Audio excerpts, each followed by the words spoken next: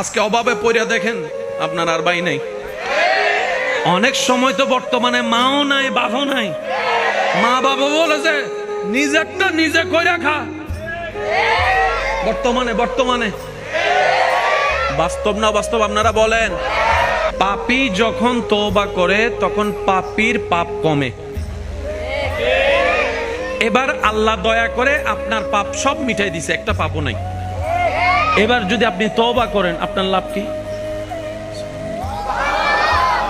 তওবা করলে তো পাপ কাটে, বাংলা ভাষায় বোঝার জন্য। তা পাপই তো নাই, অপরাধই নাই, গুনাই নাই, এখন তওবা করলে লাভ কি? রব বলে যে তওবার মধ্যে লস বলে কোনো শব্দ নাই। পাপী যখন তওবা করে তখন তার পাপ কাটতে থাকে।